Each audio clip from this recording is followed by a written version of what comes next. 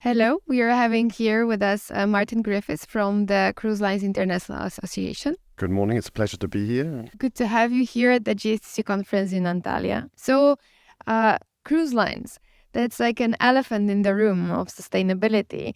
So what is sustainability for cruise line industry? I think that's not really the elephant in the room. We're actually doing much more than people actually think we're doing.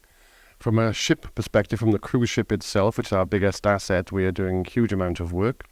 We have a commitment to be net carbon neutral by 2030, ahead of the IMO, which is a huge challenge for our industry because we use heavy fuel oil, a fossil fuel. We have to move away from that. We're investing heavily. We have the newest fleet of ships ever in the history of cruising, the cleanest and most advanced technologies on board. We're also moving to new technologies for the fuels we use to make us cleaner, leaner, and more sustainable. And also we're looking at our entire hotel operations on board the ship, as with the same with hotels on land.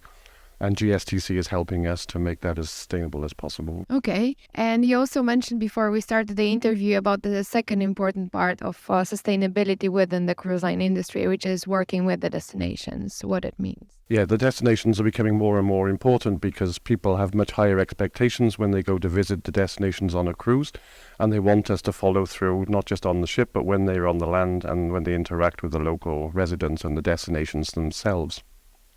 So the GSTC we worked with first in Dubrovnik, and it brought us a huge amount of knowledge of learning what actually happens when tourists go ashore, and actually helped us to develop our programs, our excursions, the way we interact with the destinations, and actually extend our sustainability profile throughout the whole customer experience, from the moment they arrive on the ship to the moment they leave. Sorry for the maybe very basic question, but you as an association, how do you impose some certain standards for your members? Do they have to follow some guidelines, or how does it work? Yeah, so CLIA is a global association. It has over 95% of the cruise line capacity worldwide as its membership. We're not a standard-setting organization, but our members have to adhere to a number of policies, especially environmental and sustainability policies, which are reviewed every year. And they have to conform to those to be a member of CLIA. So there's a very big commitment on being a sustainable organization to be a member of CLIA. What about the customers? How do they react to the changes?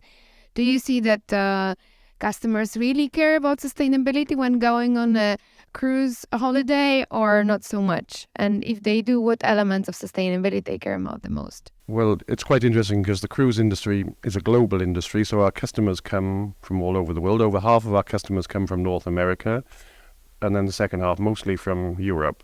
And those are the two key destinations that we visit, the Caribbean and European as well. So our customers are very different, and our brands are very different. For example, we have some German brands that are very committed to sustainability because German citizens are very committed to sustainability, whereas others are not so informed.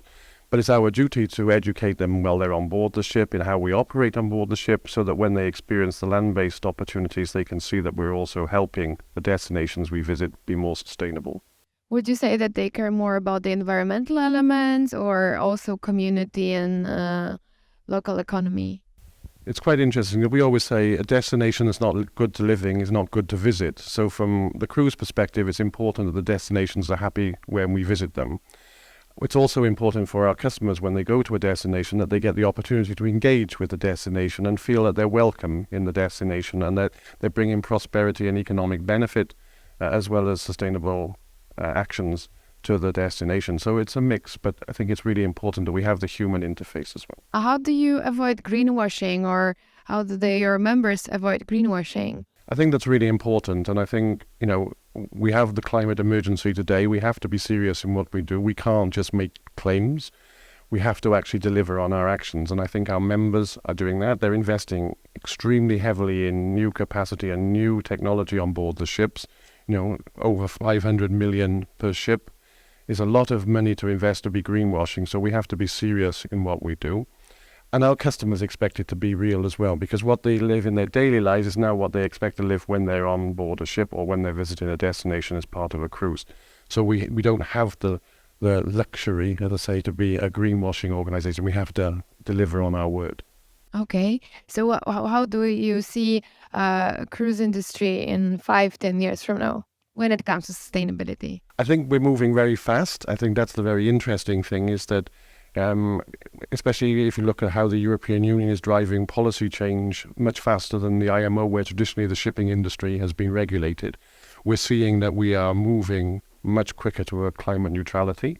That means that we have to invest heavily in alternative fuels and alternative propulsion systems to reduce our impacts and destinations. We also have to work with the destinations we visit so that we can plug into shoreside electricity when we're in port to reduce our emissions and the effects we have on local inhabitants. We also see that, destinations require us to deliver on our waste management strategy, on our renewable products, the circular economy. So it's moving extremely fast, and I think you will see a massive change in the way we operate within 5 to 10 years. Is there any specific challenge that you're facing that you need to focus on as an industry? I mean, the biggest challenge we have is for our ships to change and to be what we say net zero carbon, because, we don't have the fuels available today to replace what we currently use. We are moving in the right direction, but we need those fuels to scale up to a much higher level of availability. That's our biggest problem. Once we have achieved that, the rest of our sustainability profile will be relatively straightforward for us to improve day by day. Good luck then with this. And my final question, more personal one, what is your key takeaway from the GSTC conference so far? I think I was very fortunate to be part of the Ports and Destinations panel with two of the ports that we've worked with very closely over the last 3 years. And it really shows that the destination criteria that GSTC is delivering really have an impact. And that if you're transparent and open in the way you deal with that process, it can really bring benefit to everyone, either at the destination or who visits the destination. And that's a really great scheme. And I've had many conversations since then with other destinations that would like to get involved with us and see how we work. So I think it's really bringing together the key stakeholders for the benefit of everyone. Great. Thank you very much. Have a great the rest of the conference. Thank you very much.